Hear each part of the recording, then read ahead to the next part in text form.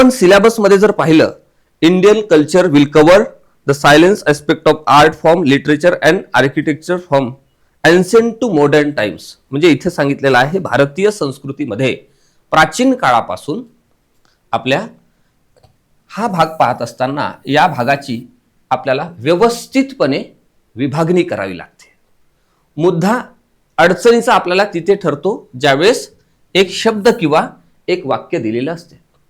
मराठीमध्ये वाक्य दिलं आपल्याला, भारतीय संस्कृतीमध्ये प्राचीन काळापासून आधुनिक काळापर्यंत कला प्रकार, कलेचे प्रकार, साहित्य, स्थापत्यशास्त्र यांच्या ठळक पैलूंचा समावेश असं सांगितलेलं आहे. म्हणजे मेन गोष्टी आपल्याला या सगळ्या भागातल्या स्पष्टपणे कव्हर कराव्या लागतात. खूप डीप मध्ये जावं लागतं का? त्या काळात जाऊन आपल्याला काही शोध लावायचा आहे का? अजिबात नाही. आणि प्रत्येकच गोष्ट आपण डीप मध्ये गेली पाहिजे का, किंवा डीप मध्ये जाऊन आपण त्याची तयारी केली गेली पाहिजे का? तर मुळात नाही. कारण हा जो पेपर आहे हा सामान्य अध्ययनाचा पेपर आहे, ही बाब या ठिकाणी लक्षात घ्या.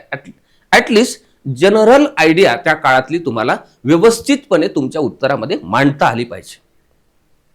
आता आपल्याला जनरल आयडिया जर डिकोडिफाय करायची असेल किंवा समजून घ्यायची असेल तर सर्वात महत्त्वाचा घटक, जी ओळ आपल्याला अभ्यासक्रमामध्ये दिलेली आहे, त्या ओळीचा अर्थ काय होतो आणि त्या ओळीचा कालखंड कोणता आहे, कोणकोणत्या एजमध्ये कला व संस्कृतीचा अभ्यास आपल्याला अभ्यासायचा आहे, कोणकोणत्या एजमध्ये स्थापत्य कलेचा अभ्यास करायचा आहे, हे पहिल्यांदा आपल्याला समजून घ्यावं लागतं.